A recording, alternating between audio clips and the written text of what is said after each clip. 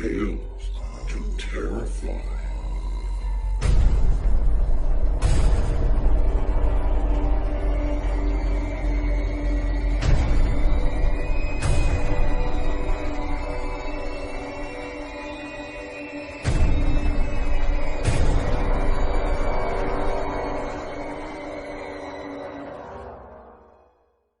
Good evening.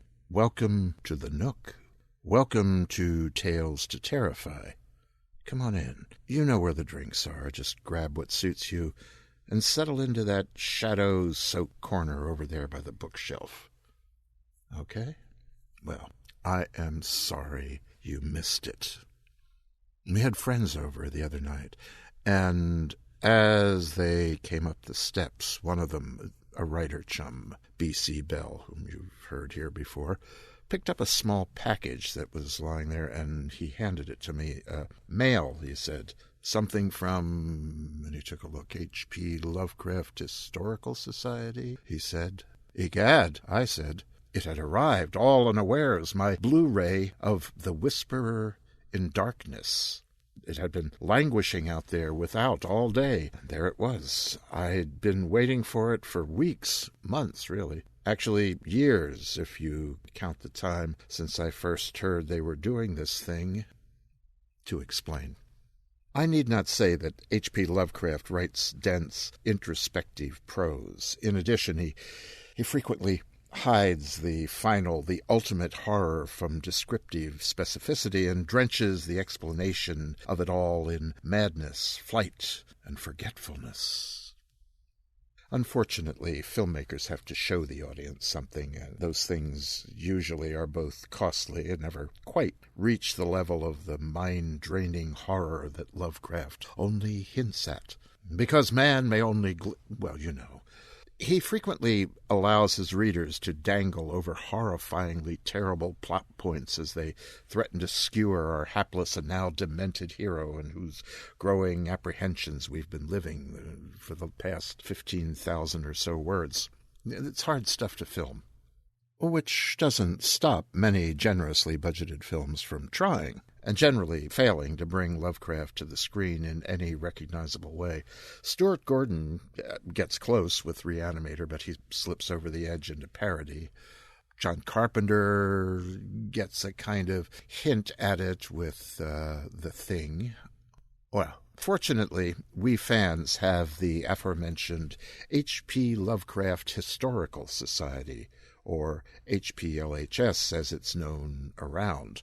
The principal members of the group, Sean Brainey and the rest, apparently began their love of H.P. Lovecraft's craft in their adolescence and through what seems in old photos to be painstakingly propped and costumed Cthulhu role-playing games in high school and beyond.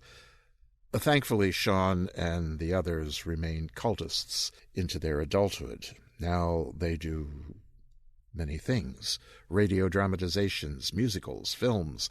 They sponsor podcasts. They sell props from their films et al. I cannot tell you how much they do, and they do it all pretty damn well. Anyway, they do lots of things. The company's motto, Ludo Fore Putavamus, says it all. I'll forego more discussion about them and the society's wonderful toys, media offerings, and other products because I hope you'll stop by their site. It's at http://www.cthulhulives.org. That's CTHULHULIVES.org. Generally, all you need to do is input HPLHS into Google, and there you'll be. Anyway, getting back to where I was. Whisperer in Darkness is their second feature-length film, the first being the rather wondrous Call of Cthulhu, filmed in living black and white and, except for a grand musical score, high-fidelity stereo silence. Call of Cthulhu was written in something like 1927, and sound was by then just a whisper and a toy in Hollywood. Whisperer was written in, I think, 1933, and by then all the world was talking, including Dracula, Frankenstein, King Kong. I will try not to review the film here, as I'd like one of our family of writers, readers, and lovers of the dark to do that.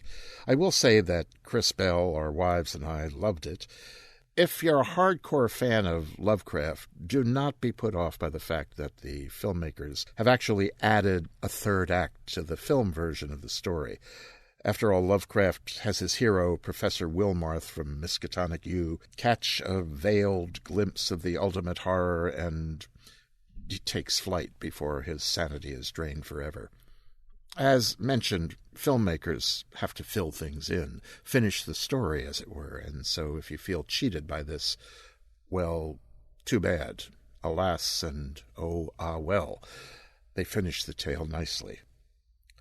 When ordering the disc, I debated first about getting a Blu-ray of the film because my one complaint about Call of Cthulhu was that the black and white image, trying to look very much like a 1920-something or another film, was really sharply lit, well-defined, and consequently lost some of the lockdown camera simplicity and soft focus of films of the 20s and 30s.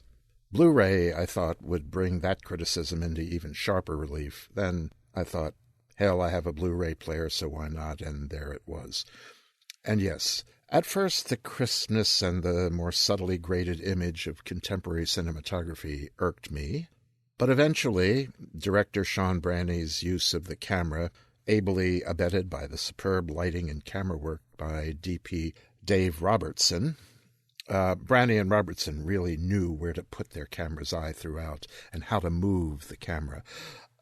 Anyway, their incredible choice of shots and the altogether creditable acting throughout won me over, and I just forgot about my concerns and enjoyed the film. Acting, by the way, acting. Usually moderately bad to lousy in low-budget films, and this is a low-budget film. It is universally good throughout this. I'll single out the performance of just three people. Matt Fowler plays our central figure, the guy who in most Lovecraftian outings loses his sanity. Well, here he remains relatively sane and ends heroically. Fowler plays Professor Albert Wilmarth, whose expedition into darkest Vermont is the substance of the tale. Barry Lynch does an excellent turn as the cult-tormented farmer Henry Akeley, and Autumn Wendell gives a surprisingly layered and touching performance as Hannah Masterson, an 11-year-old farm girl who watches her world disintegrate around her. Yes, Lovecraft scholars, she does not appear in the story as written. Okay. I said I wasn't going to review the film, and I'm not, even though I damn near have already. Go see it where and when you can. Sean Branney, Dave Robertson, and the producers of the film, Chris Lackey, Andrew Lehman, Sandy Peterson, they're making epic efforts to bring their film to theaters around the country, so keep your eyes peeled. And if you can't wait, and if it doesn't come to a theater near you, the DVDs and the Blu-rays are now available. I now want to try something a little different. I've been on about H.P. Lovecraft tonight, and I thought I'd read something by him. The Whisper in Darkness runs about 27,000 words, so we'll not do that. Not tonight, anyway. Sometime I will do The Color Out of Space. That's a manageable 10,000 or so words. But tonight, just to give us a whiff of Lovecraft, I'm going to read one of his shortest stories. It's almost a poem, in fact. It is called Memory. In the valley of Nis, the accursed waning moon shines thinly, tearing a path for its light with feeble horns through the lethal foliage of great upas trees. And within the depths of the valley, where the light reaches not, move forms not meant to be beheld.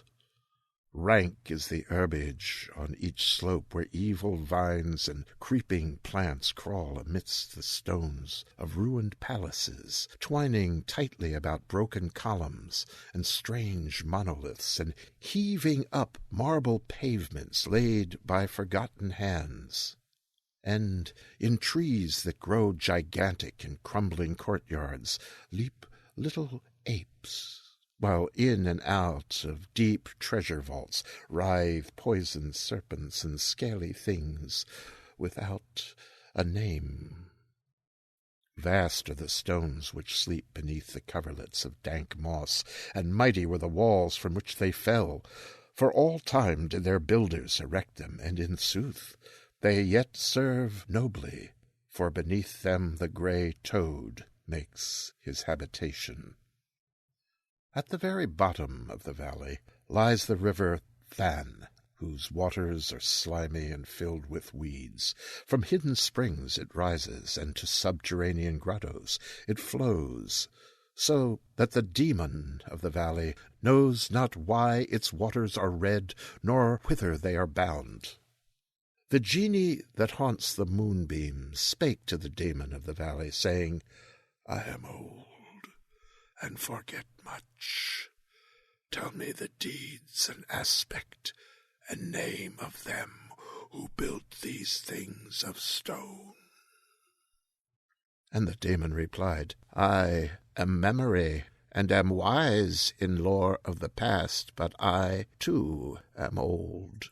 These beings were like the waters of the river Than, not to be understood. Their deeds I recall not, for they were but of the moment. Their aspect I recall dimly. It was like to that the little apes in the trees. Their name I recall clearly, for it rhymed with that of the river.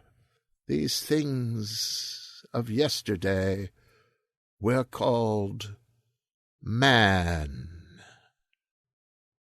And so the genie flew back to the thin-horned moon, and the demon looked intently at a little ape in a tree that grew in a crumbling courtyard. That is Memory, and it's about 350 words or so. I'll not say much about H.P. Lovecraft. I'll let you find out about him. He was born in Providence, Rhode Island in August of 1890. He died in March of 1937. He was a devoted amateur and a phenomenal letter writer who influenced almost everyone in the field of horror and weird tale writing in his time and in all times that have come after him. There are a lot of contradictions about him. He was apparently a virulent anti-Semite, and all that is moderated by the fact that his wife, apparently quite loved by him, was a Jew who supported him for most of their lives together. So look him up. We're now going to jump into a bit of fact by the ever-popular Mr. Andy Remic, who will serenade us again with a tale of horror, anarchy, and doom. Hello and welcome to another podcast session of Horror, Anarchy and Doom. My name is Andy Remic and I'm the author of 14 books published by Orbit Books, Angry Robot Books and Solaris Books, and of course my own little digital publishing company, Anarchy Books. First, let me say, I finally, as in I wish I had a damn sight more time to read these days, finished Stephen King's magnum opus, 11/22/63. And what a totally fabulous book it is. Right up to the last page it had me enthralled, and he brought all the plot strands together superbly. I highly, highly recommend this book, not just to fans of horror, but to fans of any good story. The moniker that King used to carry about being the master of horror used to make me cringe a little bit, but in this instance he has definitely earned the right. It's completely fabulous. Anyway, moving on, I'm currently reading Simon Pegg's autobiography. I'm a big fan of Nick Frost and Simon Pegg, and they are surely the darlings of geek culture and Empire magazine, who seem to never stop banging on about them. Anyway, my own personal favourite is the horror rom-com zom, Shaun of the Dead, which is surely one of the best horror films ever made. Yes, because it's British, yes, because it has zombies, but mainly because of the subtly played comic acting. Pegg is great in this film, as the eponymously haunted and hunted Shaun, who is not only having girlfriend and stepfather issues, but finds himself embroiled in an apocalypse in London. Armed with the backbone of Britishness, the cricket bat, he decides to sidestep the zombie apocalypse in the only way he knows how, by seeking refuge in the Winchester, his local pub. Only things don't go to plan, and his best mate is bitten by a zombie, which means it's time for another go on the PlayStation. Of course, this film is directed by Edgar Wright, who then went on to make the superb Hot Fuzz and the execrable Scott Pilgrim versus the World, or whatever it's called. And Pegg went on to make Paul, and the less said about that weakly plotted pointlessness is the better. Hopefully their next collaboration will reap a new high in both their careers. The point anyway, when I finally get to it, is that reading Pegg's biography, I expected to dive straight into anecdotes on Shaun of the Dead, but instead Pegg has decided to bore his readers to death for the first 100 or so pages by blathering on about his perfect childhood, with an occasional rant thrown in for good measure. Now, I'm all for seeing where an artist has evolved from, but Pegg's childhood was dull. Nowhere are we given an inkling on where Shaun of the Dead would emerge. Harsh, maybe, and it certainly got me drooling, blood and pus, in anticipation of the gory stuff to come, but strangely, the book has been unsatisfying so far. Now, my fledgling little publishing company, Anarchy Books, has released a slew of titles this Easter, but one I think you'd be most interested in, this being a horror podcast, is Dark Asylum by Matthew Cowden. Now here's the blurb. All families have secrets, some are just far darker than others. Pennsylvania, 1895. Evil and madness hide within the walls of the Gaskells' Gothic country mansion, and some believe ghosts roam the halls to torture the living. Emily Radcliffe, the Gaskells' governess, has her own dark past, one she's been hiding from under the shelter of this sinister home. A bloodthirsty killer escapes from a nearby mental hospital, leaving a trail of carnage and cat-and-mouse games through the streets of Allegheny City, and giving the police the impression that the Gaskell family may be his eventual target. Mystery, madness and carnage gradually surround Emily as she becomes trapped in this dark world of secrets and sin.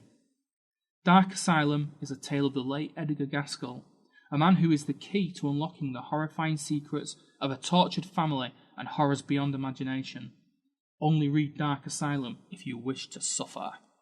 And obviously by suffer, we mean enjoy some vintage Victorian/American horror with new twists on Jack the Ripper, and not suffer because it might be a bad book or something. Anyway, you know what I mean.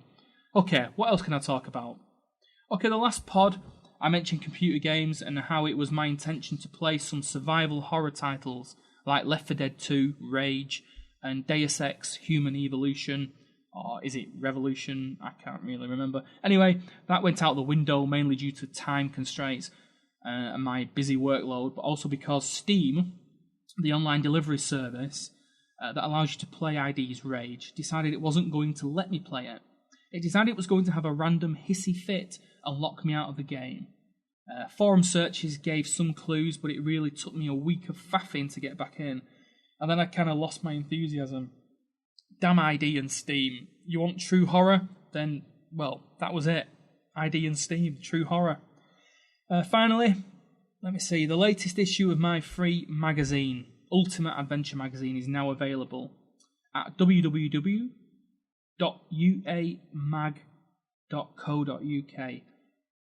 Now, whilst I recognise it's an adventure magazine by nature, there is a horror column in there, which I think you could be interested in, and it's written by Michael Wilson, who runs the This Is Horror website.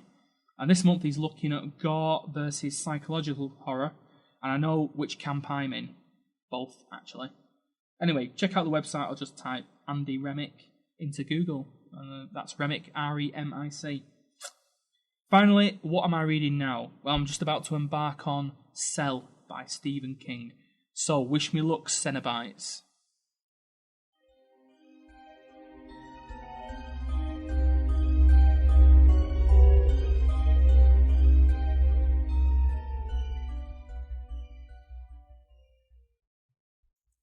Thank you, Andy. And to know more about him, take a look at his website. We have it on our website.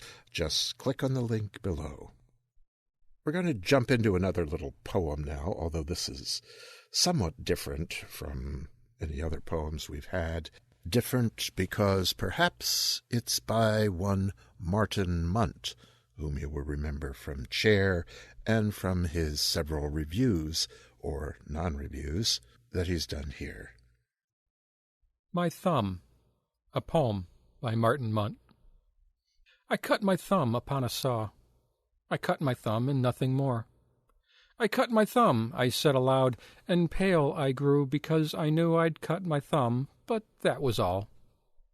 It bled some blood, and then it stopped. It radiated pain, it swelled. It fussed some purple oily pus. But that was it.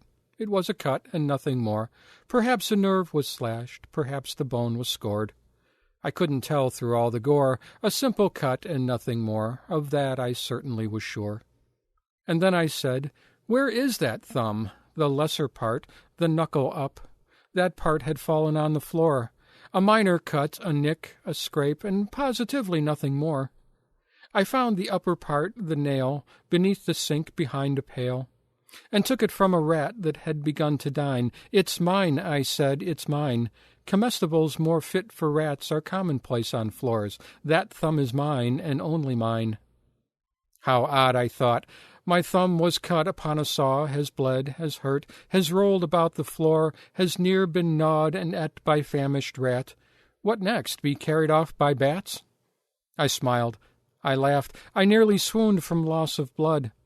I found a thread and needle, sutured knuckle hard to bone, and wrapped all tight, all snug and tight.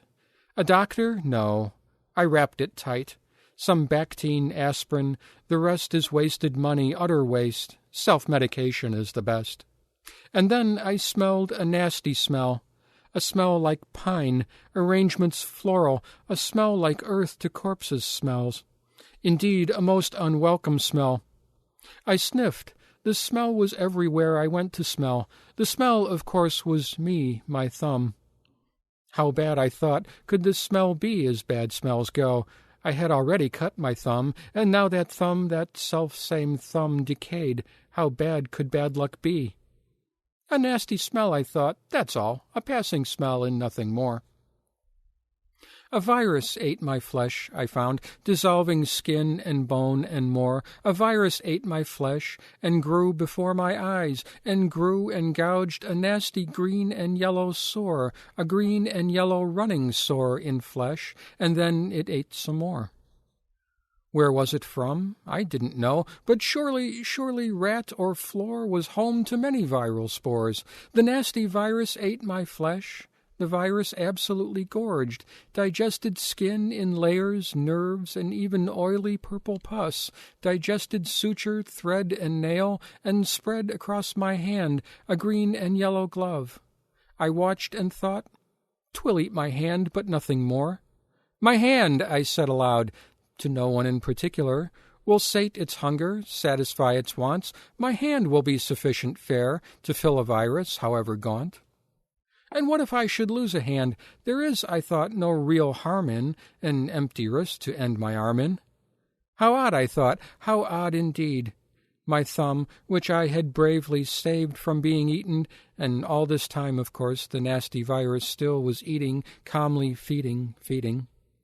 How odd it is that I should save my second favorite thumb from saw and floor and being food for rats, and now it uses me for food. How painful the ingratitude. How sharp as viral tooth my thumb's ingratitude. My other thumb would never think to treat me so opposably. How odd indeed. The virus ate and ate some more. I only waited, almost bored. I was so patient, bored as paint, and so I fell asleep. How odd to fall asleep while being used as food by nasty viral spores. But sleep I did. And when I woke, my arm was not an arm at all. Instead, a sleeve of yellow, green, and running sores was where my arm had been. "Oh my," I said aloud, "I overslept, and now my arm is not my arm, and surely now, yes, surely now there's lots of harm in an empty arm to end my arm in." I'd had my fill of virus, thumb, and purple oily pus, of green and yellow running sores. "Enough!" I cried, and struck the table hard with fist, or would have struck, had fist just been where fist had been before. In short, I missed, but didn't care. I had a plan. I had a saw and practical experience at cutting body parts away. I flipped the switch and spun the saw. The circular teeth grew blurred and hummed. I put my shoulder to the wheel, and just like that, I gave the rat a green and yellow Happy Meal. How odd, I thought, a flood of blood exploding over saw and floor and me. How odd to try to save a thumb and lose an arm instead. How odd to saw an arm away, I thought, and looked for needle, thread to close the hole I'd sawed. How odd.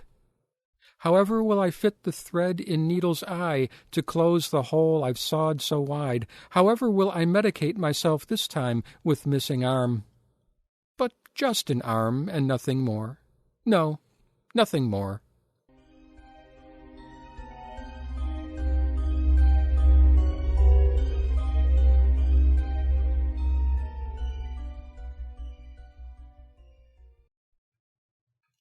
Well, we can't have Marty spreading body parts and fluid here in the Nook, even if they are food for rats. We keep cats here. They're not for friendship's sake. Thank you, Marty. Marty is the author of the recent novel Reanimated Americans, and I recommend that heartily. Marty is an old friend, an old comrade in arms from the days of Twilight Tales, and he does frequent little non-reviews here on Tales to Terrify. We'll have one of those soon again. He's also the author of Chair, which kicked off this series of shows. And our main fiction tonight is a nasty little tale by Christopher Fowler. Somebody else said it was a nasty little tale. I think it is, too. Christopher Fowler is a British crime, horror, thriller, and satire writer. He's written a Sherlock Holmes story for BBC 7 Radio called The Lady Downstairs. He is the author of the Bryant and May novels, in which two detectives from the fictional Peculiar Crimes Unit solve peculiar crimes. Looking at his bibliography, beginning in about 1984, he seems to have written about a book a year, except in those years when he wrote several books. His book, Rune, is an update to a modern setting of M.R. James' story, Casting the Runes. It also features Bryant, May, and several characters from that series. His story, The Master Builder, was filmed as Through the Eyes of a Killer, and it starred Richard Dean Anderson, Marg Helgenberger, and Tippi Hedren. His 10th short story collection, Old Devil Moon, won the Edge Hill Audience Prize in 2008. Here is Christopher Fowler's The 11th Day, read by Kim Lakin Smith. The first day. Mia Terabin worked in the St. Petersburg International Archive, cataloguing documents pertaining to post-war Russian-American oil initiatives. She was 22 years old, a little too slender, pale and blonde, with ice-blue eyes, and a translucence to her skin that gave her a haunted quality that men either found attractive or disturbing. Her colleagues joked that during the season of white nights, she all but disappeared in the dull glare of falling snow. For the past 80 years, the archive had been situated in a grand municipal building to the south of the city, on Moskovsky Prospect. But now it was being gradually transferred to a vast, impersonal data facility some 15 kilometres further out of town.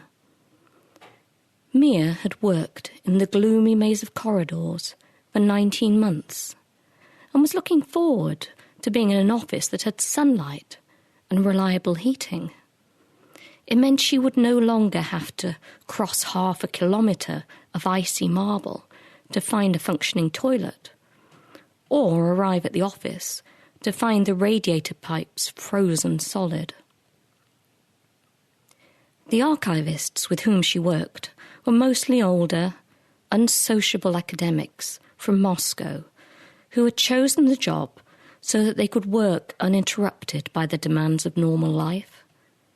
Here they could hide themselves away with their documents in an isolated building that protected them from the intrusions of the world. At 6:48 p.m. on the last Friday evening in September, Mia cleared her desk, packed her suitcase, and locked her office. Masha and Andrei, her two colleagues, had moved to the new building at the end of the previous week. And although they had not been great friends, she missed hearing someone else's conversation, because there had been nobody left on the 7th floor, except a couple of young men who were being employed to check the contents of document boxes and tape them up, ready for removal. She never took the elevator, because it was supposed to be unreliable. But she decided to do so tonight because the lights were out on the staircase, and because she was wearing heels and the marble steps were treacherous. Usually she had boots or trainers to change into, but this morning she'd overslept and did not have time to pack her bag with everything she needed. When bad things happen, who is to say where their roots lie? In the days to come, Mia found herself saying, "If only I hadn't," and "Things would have been different if." She should have had an early night. She should have changed the batteries in her alarm clock. But later she realized that fate is simply an implacable predetermination, the disastrous consequences of destiny's journey. She came to understand that there was nothing she could have done to prevent this chain of events from occurring, and was reconciled by the thought. She was crossing the marble landing, looking apprehensively into the darkened stairwell that lay ahead, when she heard the loud tinny ping of the elevator arriving. She looked up above the brushed steel doors to see its triangular red light flick on. The doors slid open, and because there was already someone inside the car, her apprehension evaporated and she ran to catch it. The doors closed, and she checked the panel to make sure that the stranger was also going to the ground floor. He was, so she stepped back and held her briefcase with both fists closed over the handle, and stared at the floor as people do, out of modesty and awkwardness, and a desire not to attract attention to themselves. The elevator passed the 5th floor. It had mirrored walls of mottled gold, a fake wood frame, and ceiling which was actually painted steel, and a scuffed metal floor. According to the sign on the wall, it could hold 8 passengers, and was equipped with an intercom in the event of emergency. She glanced into the mirror and caught sight of the other passenger. He was tall and slender, with a long, high cheekboned face, a strong nose, and eyes so deep-set that from the side they just looked like holes in his head. His sleek black hair was cropped to a line above his ears. He wore a thick red check shirt, a cheap generic brand of jeans, and dirty trainers. His briefcase was metal and hard-edged. She looked back at her shoes, thinking she needed to save up some money and buy a new pair because these had scuffed toe caps, when the lift came to an abrupt halt between floors 5 and 4. Mia's knees absorbed the brief buckle in gravity, and she righted herself. The lights flickered once, but remained on. "What the hell?" said the man. He'd been leaning against the panel, which was set into the side wall of the elevator, and now he jumped back as if he had been bitten. "Did you press something?" Mia asked. "No, I wasn't touching it," said the man. Anyway, the buttons are recessed. It's probably a break in the power. He pressed the ground floor button again and raised his head, listening. But nothing happened. That's not good. What? Asked Mia. He held up a finger. I can't hear any machinery. If it's an electric fault, it might have stripped the circuit. What does that mean? Well, the system would have to be reset. But the lights are still working. They're on a different circuit. He studied the wall panel. You seem to know a lot about it, Mia said, watching him. I'm an electrician. I'm installing trunking in the new building. I came here for a meeting to see if we can take any of the old telephone equipment with us. He seemed to notice her for the first time. Hello, I'm Galia Sokolov. He had to bend a little to shake her hand. I'm Mia, she said. I'm in records, but I'm moving out next week. I hope the new building has better lifts than this. Don't worry, they're super modern. I'm surprised this thing is still in service. I just hope the intercom's been checked lately. He pressed the speaker button and kept his ear close to the grill. There was a distant crackle, like a faraway radio station being tuned, but the sound ended abruptly. See, there's a hard line to a response station, but if the line isn't tested regularly, it can kick off. He listened again. No, that's completely dead. Sounds like someone hasn't been doing their monthly check. Wait, there's a helpline to call. Mia pointed to the number printed at the base of the panel. She fished in her briefcase for her mobile, then studied the screen. It says, no access to network. Can you try yours? I haven't got mine, Galia admitted. It's still on my desk. I was going downstairs for a smoke. Wait, maybe it needs a hard reboot. Try turning it off, taking the battery out and putting it back in. Mia unclipped the mobile's back, shook out the battery, slipped it back in and turned it on. A minute later, the same message came up again. Wait, it might just be a dead spot. Let me try. I can manage, said Mia. I've got longer arms. He took the mobile and held it up to the corners of the elevator, then down at the base of the door. Nothing. Not even a weak signal. I've been meaning to get it looked at. I don't think it's your phone. There's a lot of sensitive data on the 4th and 5th floors. The rooms are probably shielded. If we were just one floor further down. Well, we're not, said Mia testily. What do we do now? I don't know, Galia admitted. He tried the intercom button again, but the line was definitely dead. Mia reached around him and stabbed harder at it. She had no fear of enclosed spaces, but it was getting late, and she was supposed to be cooking her mother a beef stew tonight.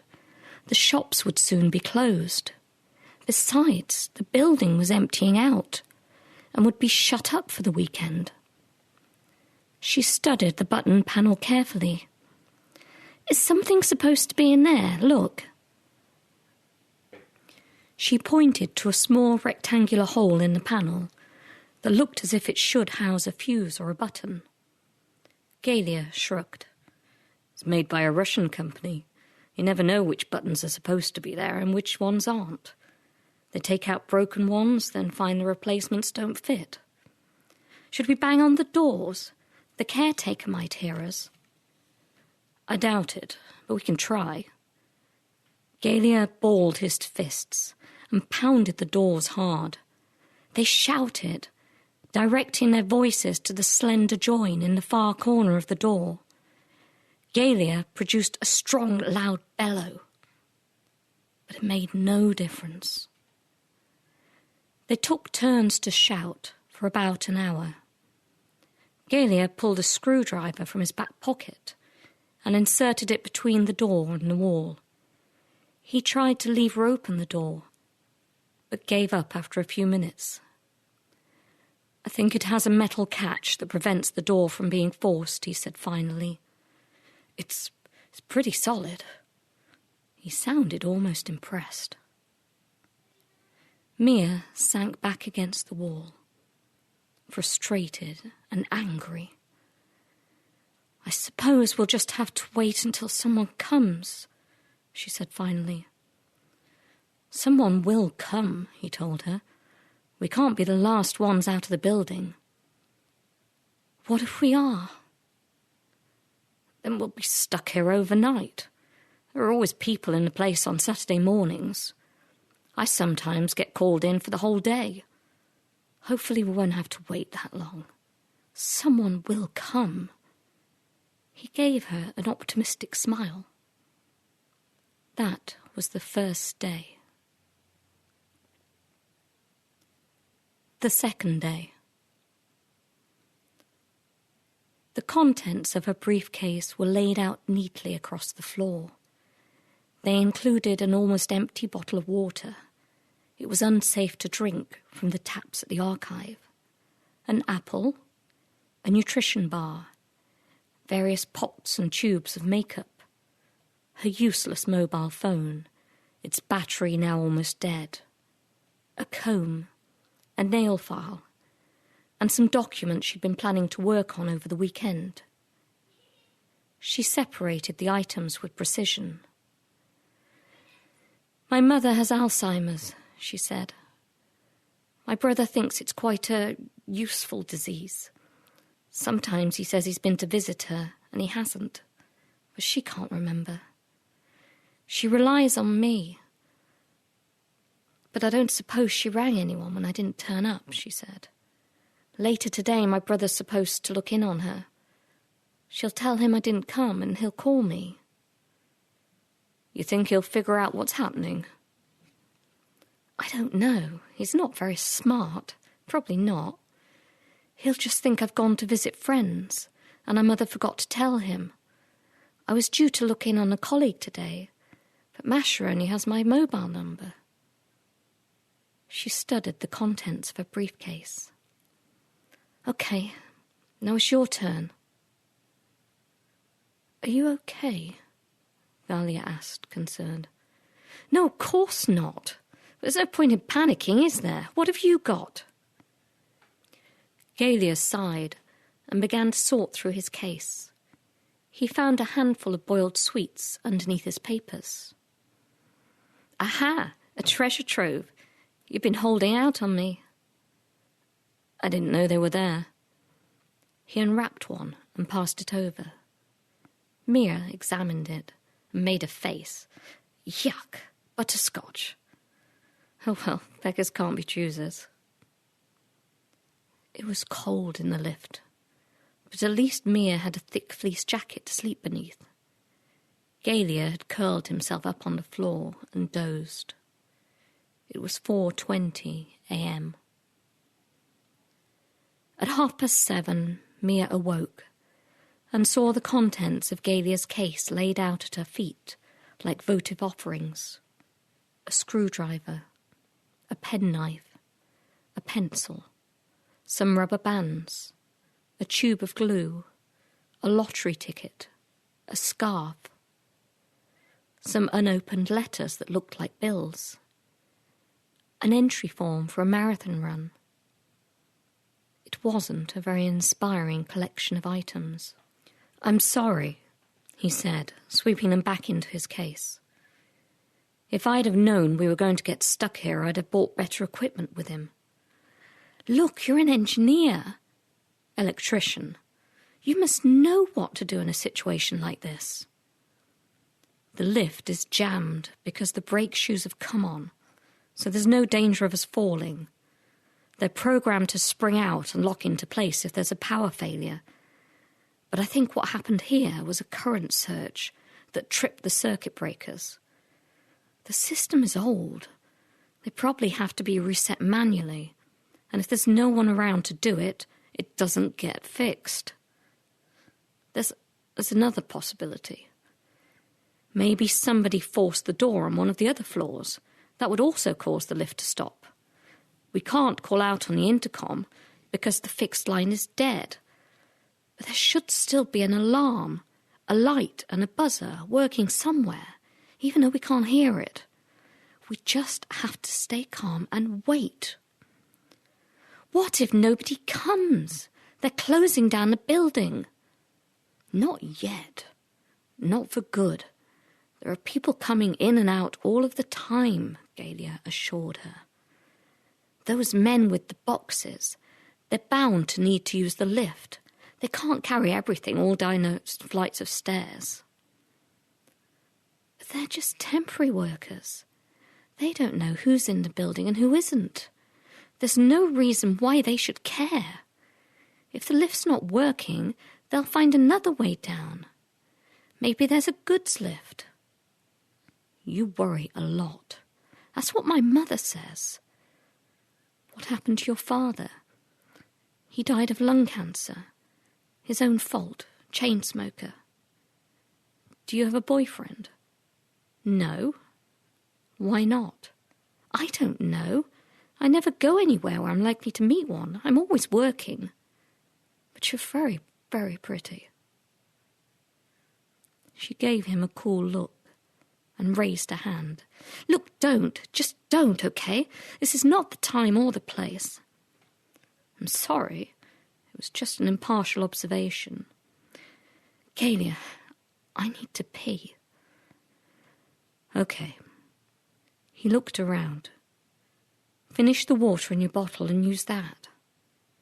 Shouldn't we save the water? We'll be out soon. It can't be much longer. Here, look. Now, we make a funnel from the plastic cover on my paperwork.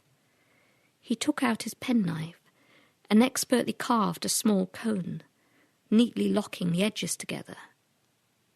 She looked at it. That's amazing. What are you, a survivalist? Putin is a survivalist. I'm not a fan of the president. Quite right. Keep your shirt on. Face the door. She turned away from him and squatted, filling the bottle. Okay, he said when she finished. Now give it to me. She looked suspicious. Why? I'm getting rid of it. It'll start to smell. He pushed his weight against the door and carefully emptied the bottle down into the gap between the door and the floor. Let's hope neither of us need to do anything bigger. I doubt it. I've been on a diet all week. The apple and the nutrition bar are on my lunch from yesterday. Why are you on a diet? Have you seen what's happening to Russian girls? I didn't eat either. I forgot the time. I usually have sandwiches in my case. Try and get some sleep. There won't be anyone here before 9 at the earliest, not on a Saturday. Okay. She settled herself back in the corner of the elevator. This floor's hard. That was the start of the second day. The third day. What's the problem? It hurts. Let me take a break for a second. Galia dropped back down on his soles and rubbed his thighs. Okay, let's try again. He reached up onto tiptoe and fitted his screwdriver into the screw head, carefully scraping at the layers of paint that covered it. Russian workmanship, he said through gritted teeth. They'd rather keep painting over it than bother to sand it once. The screwdriver skidded across the ceiling, hitting the neon light panel. Support my legs, will you? Mia had no desire to touch him. Her skin was coated in a layer of sweat. Her eyes were gritty. They had finished the apple and had agreed to eat the nutrition bar later.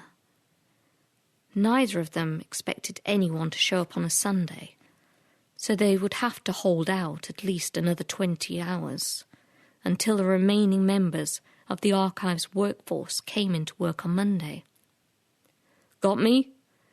"Yes." She gripped harder. His legs felt surprisingly muscular. She'd figured he was a weakling. It had taken this long for him to think of climbing up out through the roof. In fairness, neither of them had been thinking rationally, because until now they'd expected to be released any minute. The ceiling panel was small and unpromising, not at all as it might appear in a film. At his fifth attempt, one of the screws holding the panel began to turn and eventually came out. The second one gave more easily, the third easier still. But the thread on the fourth had torn, and there was no way of removing it. "I don't believe it," she said, staring at the ceiling panel. "Can't you just force it?" "How?" Galia asked. "I can't get any leverage up there." "Then let me try. You can hold me up, can't you?" They switched roles. Once he had balanced himself, Galia raised her above his head, balancing her on his thigh. He let her hammer at the panel with the butt of the screwdriver. One half of it slowly lifted, but the metal was folding diagonally, raising only a triangle that was not large enough for a cat to climb through. "It's no use," she said. "I can't move it back any further." "What can you see?" "Nothing. Just black and a bit of the wall. Wait. Lift me up a bit higher." She pushed her arm through the hole and felt something wet. A small amount of water was dripping into the shaft. There must be a leak somewhere above us. She cupped her hand and carefully brought it back through the hole.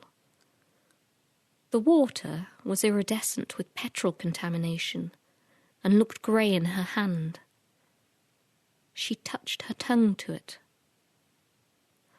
"I don't think you should drink that," said Galia. "We haven't got anything else. It's a bit brackish. Tastes like water, though. Take the lid off my facial cleanser and pass it up." He handed her the plastic lid, and she pushed her arm through the space once more, waiting for the cup to fill. "I heard about a cleaning woman in Samara who got stuck in a lift and survived for 30 days by drinking the water in her mop pail."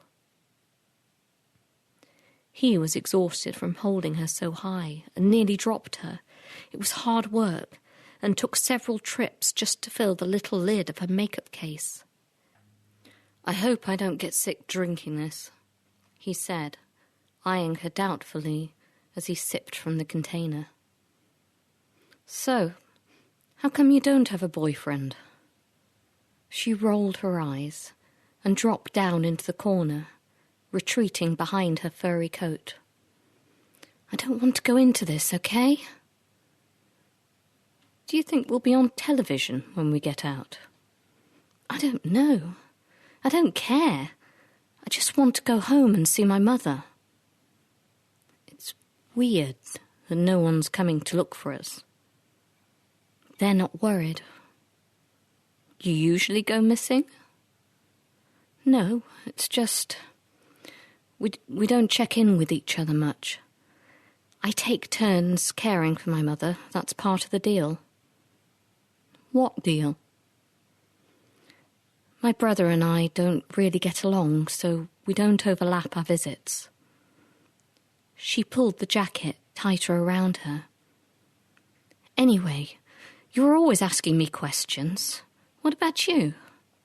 You live here." "I just moved here from St. Petersburg. I'm from Moscow. And before that, a small town you won't have heard of." "Do you have family here?"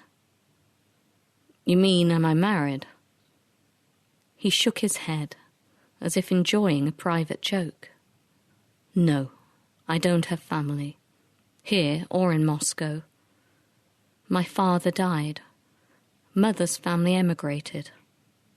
There's nobody left. There's nothing to say. Mia knew how private Muscovites could be and did not press him for details. There was no point in trying. Getting personal information out of them was like tearing out fingernails. "You're pretty good," he said. "What do you mean?" "No tears, no screaming fits, no tantrums. I mean, this is a pretty nasty situation, and you've handled it very calmly. That's impressive. It doesn't mean I'm not having a very bad time. My back aches. I really need to walk around soon or I'll seize up. And I'm fighting the urge to scream. Could you try the door again with your penknife? I told you it won't work. The thing's a cheap knockoff. I'll only snap the blade. Just try it again for me." Galia opened out the longest blade of the imitation Swiss Army knife and inserted it into the narrow gap at the edge of the door. Gently leaning his weight against it, he pushed. After a minute, there was a crack, and he swore, snatching away his blooded hand. The blade clattered to the floor. Mia jumped to his side. "What happened?" "The damn thing broke. I told you it would." He sucked at the heel of his hand. "Show me?" "It's okay." He pulled away, dripping blood. She could tell by now that he hated to be touched. It was odd, considering how small the space was, that they'd shared so little intimacy, not a hug of comfort, little more than the accidental brush of a hand. Last night, while she had been forced to defecate into a plastic makeup bag, they had shifted to the far corners of their cell, in denial of their own humanity. "It's just a surface cut." He shook his hand out, turning aside. She noticed that he hardly slept. Whenever she dozed, her last sight was of him watching her. "Why won't you let me touch you?" "I don't need to be comforted. I know how to handle a cut." "I'm not saying you don't. It's just you won't let anyone help you." "I don't like being fussed over." "By anyone or just me?" "Go back to sleep." "Well, we'll be out of here in the morning," she pointed out primly. "Then you won't have to worry about me after that." The 4th day. Something had gone wrong. It was 10 a.m. There should have been people in the building by now, but they had not heard a sound, and it had become cold in the lift. "The main boilers are in the basement," said Galia. "It's always hot down there. I think they've been saving money by turning off the heat to the occupied floors. It's a stupid system." "Why can't we hear anyone?" Mia asked. "Someone must have noticed by now that the lift is stuck." "The 4th floor has been cleared. Maybe the 5th as well, I don't know. I never have to go there." "Me neither. I don't see many people going in and out of the building, but I figure there has to be staff still working on other floors."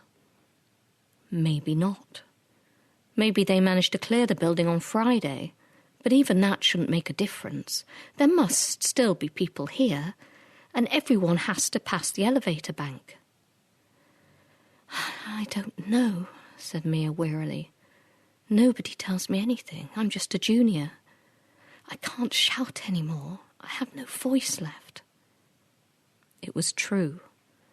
Both of them were now speaking in hoarse whispers. She threw a desultory kick at the door, but as usually it barely registered the sound. Some things built by Russians were liable to fall to pieces overnight, and others were built to last a century. It appeared that the lift belonged in the latter group. Are you hungry? No, not really. I feel spaced. But then I've been on a permanent diet for the last 3 years. I'm used to feeling like this. I'm thirsty, though. Can I climb up again? Galia rose and waited for Mia to get to her feet.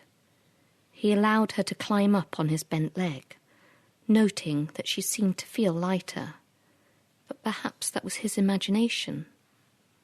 He was still uncomfortable about physical contact. She reached through the bent panel with her cup and waited for water to drip, but none came. "It stopped," she called down. "Maybe the leak was fixed." Or maybe it only leaks when the heating system is turned on. The heat might expand the pipe joints and cause them to leak. She lowered herself back down.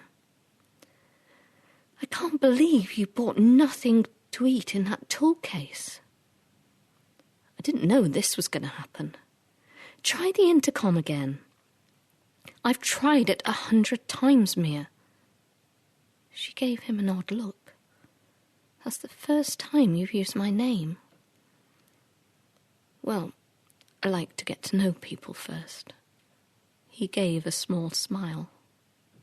She laughed. It felt good to laugh again. She had to fight to stop it from turning into tears. The 5th day. "I think it stinks in here," she said, lolling her head to one side and looking at the plastic sack of shit in the corner. "I mean, I can't smell anything, but it must stink, mustn't it? Like when they open astronauts' capsules. They say the smell is terrible." "I don't know." "My hair needs washing." "After 2 weeks, your hair starts cleaning itself." Galia was idly rearranging the papers in his case. According to his watch, it was 4:45 p.m., but there was no sound of any activity from outside. They were still taking turns throughout the day to hammer on the door and yell for help, but their energy was fading. Mia looked unwell. Her skin was greasy and pale, and she seemed to be having trouble focusing her attention on anything for long. She stared from half-shut eyes, in a muffled limbo land between sleep and wakefulness. "Do you think your mother is okay? Do you think your brother went to see her?" "I hope so. He's kind of unreliable." "So that's why he hasn't tried to find you?" I don't know. Probably. He disappears every now and again with some girl he's met in the bar." "But why hasn't anyone else come for you?" "I don't fucking know, Galia, okay?" she shouted, her patience suddenly broken. "We live in a world where people don't give a shit. Because my own mother doesn't even recognize me. If I'm honest, if I'm really honest, there's no one out there who cares if I live or die. No one." "I'm sorry," he said, reaching out towards her. "Don't touch me. Don't fucking touch me." "All right," he said. "All right." They sat in respective corners of their cell and listened to the silence in the shaft. Then they heard it. The unmistakable sound of a woman in heels walking across marble, and a man's footsteps, heavier, wider, very close. They were talking. Their conversation faded and grew in a fluctuating wavelength. Galia pressed his ear to the door. Mia tried to get to her feet, but had to be assisted. "Help! We're in here! We're inside! Call someone, please help us!" They kicked against the door with their heels, then listened. The voices and the footsteps had stopped. Were they looking at the elevator? trying to hear who was inside. They called and hammered and listened. But there was nothing more from beyond the steel walls. The silence was palpable and overpowering. "What's wrong with people?" she said, sliding slowly down the mirrored wall. "What the hell is wrong with these people?" The 6th day. My period should have started. That'll be nice, won't it? I have no tampons. Pity. There would have been something else we could have added to the pile in the corner. She nodded at the plastic bag of excrement. "Your period can stop in times of stress," he said. "I read that somewhere." "Know a lot about women, don't you?" she asked belligerently. "When was the last time you went with a girl? Have you even had a girlfriend?" He looked down at the floor between his knees. "It's none of your business." "Really? We've spent a lot of time together, and you ask plenty of questions about me, but you never talk about yourself, beyond the fact that you resented your mother remarrying and moving to France. Do you even like girls?" "Of course I do." His voice was barely a whisper. "I love them." "Well, I would have thought this was a perfect opportunity for you to get to know one really well. But all you do is stare at me. I've seen you watching me when I'm trying to sleep." "I don't have anything to say. Men don't talk as much as women." "So now you understand all women? I didn't know you were such an expert." "I know what you're trying to do, Mia. You're trying to goad me, but it won't work. I'm not angry." "Really? Why not? You should be. If you'd taken the stairs, if the power hadn't gone off, if the lift hadn't broken down, if the building wasn't being emptied, you'd be home right now having a wank in front of your computer." "Why are you behaving like this, Mia? It won't solve anything." "Exactly. Nothing I say or do is going to make any difference. If someone was going to come, they'd have been here by now. Something is wrong out there. I don't know what, but it's not normal. What's going on outside is not just another working day. It's something bad, or weird, or I don't know. It's just not right. We can hear them. They must be able to hear us, but they do nothing. Maybe the world's come to an end. Maybe Martians took over. Maybe we're already dead." "Don't talk like that," said Galia angrily. "You mustn't say that." "Why not? Face it, we might as well be. Nobody's going to rescue us. We're going to die in here. A pair of pathetic, pointless deaths. It's over." "You're just being crazy because you're upset. It's dehydration. Our bodies are made up of 2/3 water. We need it for circulation and breathing and to build energy. If you're losing more water than you're taking in, you dehydrate." "But it's cold in here. I'm not sweating." "No, but the air's dry. You only have to lose just 2.5% of your body weight to lose 1/4 of your power. I mean, for a 175-pound man, that's only around 2 quarts of water. Then your blood gets thicker and loses volume. Your heart has to work harder, and your blood slows." "What happens after that?" "Then you die." "How long do you think we've got?" "I don't know. We last had water the day before yesterday. You could survive without food for 4 to 6 weeks. But water, we've got maybe 4-5 days tops." The 7th day. A new fatalism had settled in the elevator. They tried the leak again, but found no more water. And besides, Galia was no longer able to lift Mia close to the ceiling. The floor was littered in debris from their cases.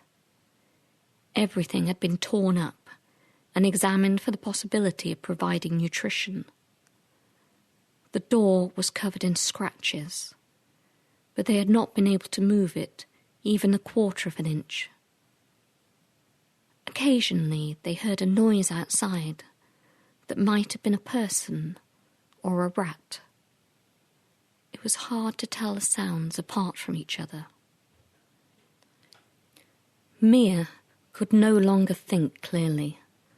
Her thoughts were a jumble of faded memories and half-formed notions.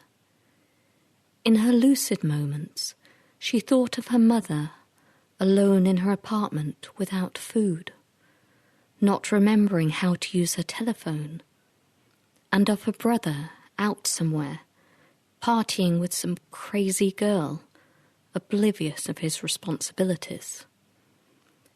Then she would drift into the world of her imagination, remembering her childhood at the red-walled apartment in Kurovsk, her grandmother's patient smile, the puppy that died of distemper at Christmas. When she awoke, Galia was cradling her head on his thigh and stroking her wet hair from her eyes. "What are you doing?" she asked. "You have a fever. I found 2 headache pills in my jacket. Do you think you can swallow them without water?" "I don't know." He pressed the pain relief tablets from their foil blister pack and folded them into her hand. Think of a knife cutting a fresh lemon in half, and imagine the juice from it running into your mouth. She looked up at him and smiled. "It's working. My mouth is wet." She ate the pills, but could not swallow them, and crunched them instead. "Tell me about your family," he said gently. "Tell me about growing up. Tell me who you hope to fall in love with."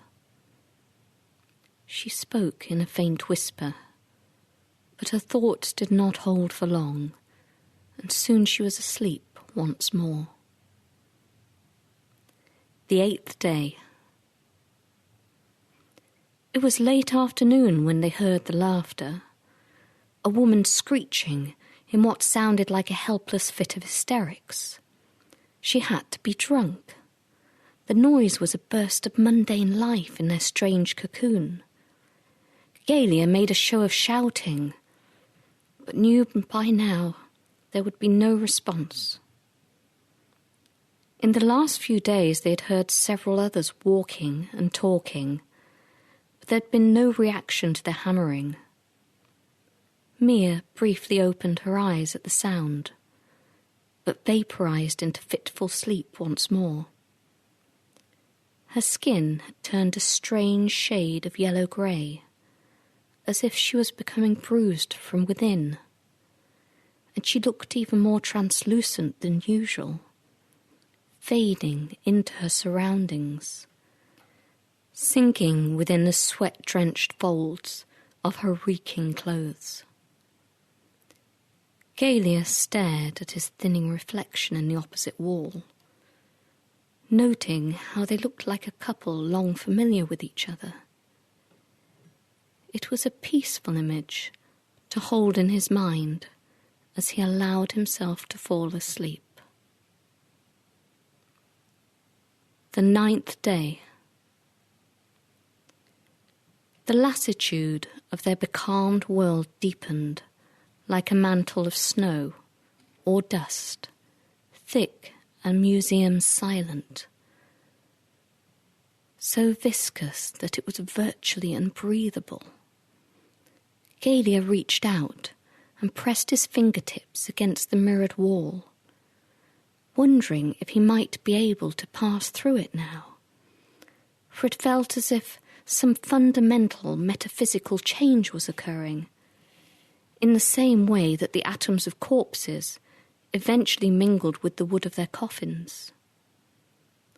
He found a few crumbs of something, possibly brick dust, hopefully the remains of a wholemeal biscuit, in the insides of his jacket, and gently forced them between Mia's lips, trying to make her eat them, but they remained on the tip of her dry tongue. At some time in the course of that endless neon-lit evening, Mia's fever broke, and she appeared a little healthier. The sweat dried on her brow, and she was able to sit up. She was too dry to speak, and Galia knew she needed water or she would die in the next few hours. Slowly and painfully, he rose and wedged himself in a corner of the lift, reaching up inch by inch until he could reach his fingertips through the panel. He retracted them in wonder. They were cold and wet. "Mia, the water's back. I think I can get us some, but I'll need to stand on you to reach it." "I can't. Everything hurts. Please, Galia, no." Ignoring her, he pushed a foot onto her back, jumped up and reached the plastic cup through the panel until she cried and sharply rolled away from him, causing him to fall with the cup, spilling the precious droplets. "You idiot," he rasped. "I can get you some water. You can last out longer." "What's the point?" she croaked back. "No one is coming. Why should I bother to try lasting for a few more hours?" "Because it's not over yet," he answered. "It doesn't end like this." The 10th day. They lay together like old lovers. Galia pulled himself up and stared back at the smeared mirror. Mia was curled over him, with her arm around his waist. They looked posed, as if they were having a portrait painted. He listened to her soft, shallow breath, and then at the distant thumping on a floor somewhere above them. With infinite patience and care, he arranged her hair back over her ears and forehead and adjusted the coat that was her bed, so that she looked like any normal girl, asleep in her partner's arms. Even though her eyes were sunken and her lips were the colour of paper, she was beautiful. After a few minutes, her eyes opened slowly, and she saw him. She managed a faint smile. "Hello, you." "Hello." "You're always there?" "Yes, always here.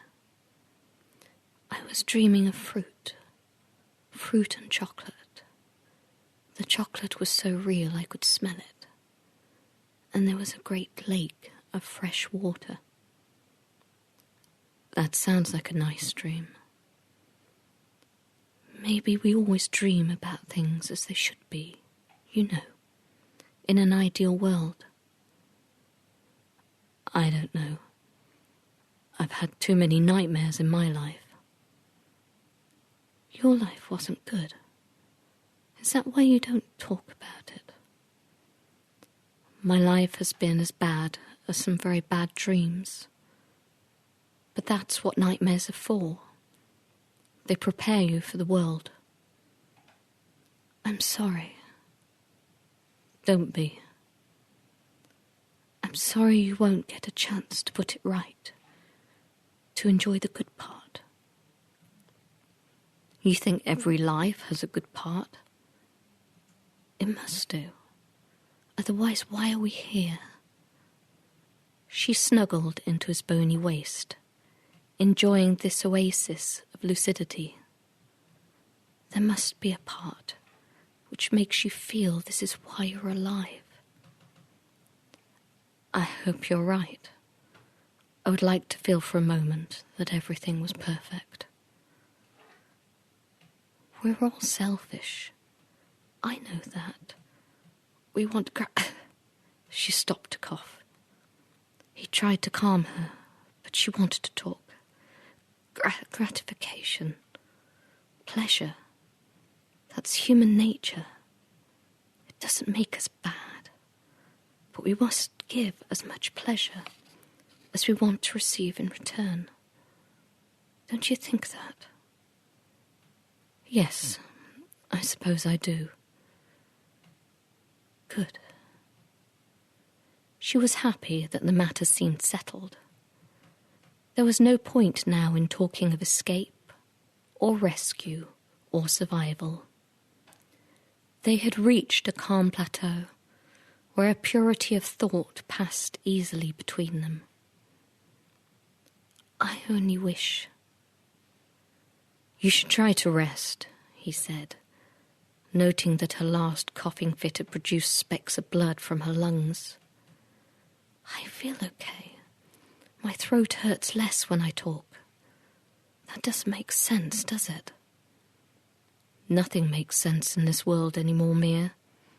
Maybe it never did. I only wish I could have experienced more.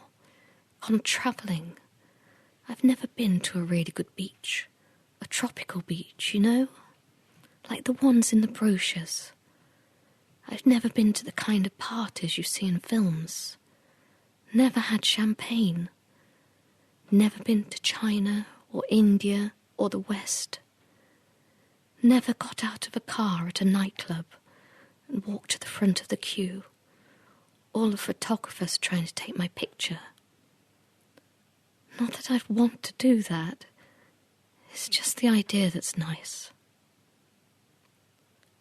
What were you going to do when you left this job? Get married? Have children? No. I was thinking of leaving to teach in an African village. I knew a girl at school who did that. A job you'd look forward to every day, with children and sunlight. Lots of sunlight. That's nice. What about you? I don't know. It's not been easy for me to overcome unhappiness. All I can ever do is to make it go away for a few months at a time. He looked at his watch. It's 1 minute past midnight. Another day has just started. The 11th day. You've been keeping track. Yes, he admitted. Can I ask you again? Go on, then. She held his gaze in the mirror and nodded permission.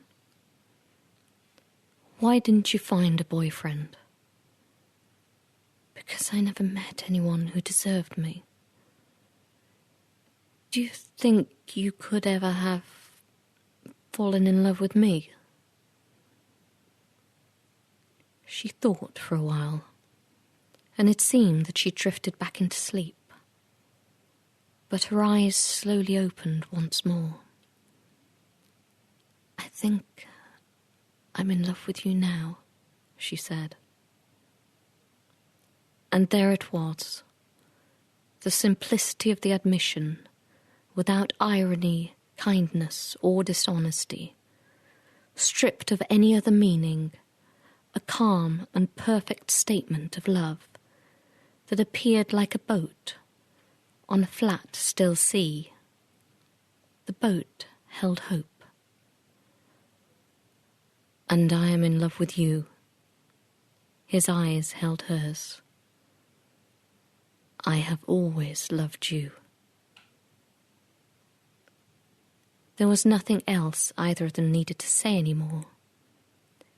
He watched her unchanging face as she fell asleep, with his image imprinted upon her retinas, and remained quite still as her breathing became shallower until it was imperceptible, and the minutes turned to hours, and her coma deepened, and the day ticked silently away, slowing to ever tinier proportions of the clock. And he knew she'd finally passed across the threshold of death. He checked his watch. 7:45 p.m. The building was empty once again. He set her body gently on the floor and tucked the collar of her coat around her neck, wanting her to be comfortable and beautiful, now more than ever. He had difficulty rising to his feet. He dug into his tool case and found the red plastic rectangle and carefully reinserted it into the hole in the lift's control panel. Then he pressed the ground floor button. He heard the machinery and cables moving above him. The elevator started up and descended to the ground floor. He cleared the detritus from the lift and picked up the chocolate bar wrappers that had fallen from his pocket. When the door opened, he removed the taped signs that said, "Elevator maintenance in operation for 2 weeks," and put them in his case. He was tired and thirsty, but it had been a moving and truly wonderful experience. He had experienced the most perfect form of love. Flooded with an overwhelming sense of satisfaction, he made his way towards the exit and the outside world.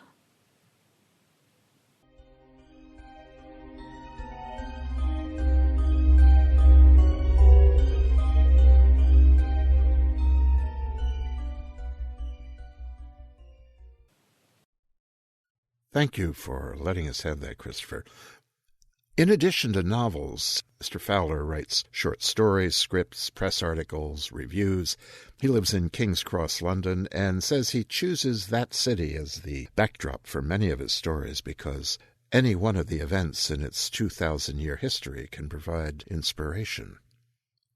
In 1998, he received the British Fantasy Society's Best Short Story of the Year award for Wage Slaves. In 2004, The Water Room was nominated for the CWA People's Choice Award. Full Dark House won the BSF August Derleth Novel of the Year Award in 2004. The novella Breathe, published by Telos Publishing Limited, won the British Fantasy Society Award for Best Novella in 2005. His novel Bryant and May and the Invisible Code will be out in August of this year. I love stories like The 11th Day. They do so much more than just chill you and take you through a terrible, horrible, no good, very bad day. All the while they explore things about being human in a subtle, undercover, sneaky, nasty way. The story was first published in issue 14 of Black Static, the UK's leading magazine of dark fantasy and horror. Kim Lakin-Smith did a fantastic job narrating Kim Newman's Is Anyone There back in evening 5 of Tales to Terrify, I think it was, and she has now done a fantastic job with The 11th Day. To remind you, Kim is the author of Tourniquet, Tales from the Renegade City, and the young adult novella Queen Rat. Her fantasy and science fiction short stories have appeared in Black Static, Interzone, Celebration, Myth Understanding, Further Conflicts, Pandemonium, Stories of the Apocalypse, and others, with Johnny and Emmy Lou Get Married shortlisted for the British Science Fiction Association's Short Story Award in 2009. Kim has a background in performance and is a regular guest speaker at writing workshops and conventions. And as I said before, 10 long episodes ago, we'd love to have you back. And we do. We want you back again and again and again. Well, that is it, children of the night. Wrap up, head home, talk amongst yourselves en route, and have a good sniff of the air. Smell it? It's spring, for honest and for real. I don't like that season. Most people do, so I expect you're among those. So enjoy. As you walk, in the dark, nod politely to those you pass on the way, and be careful of the stairs going up. You never know who lurks whispering in the darkness. Well, probably no one. But when you turn off the light and you pull up the covers, listen. Listen to the evening in your room.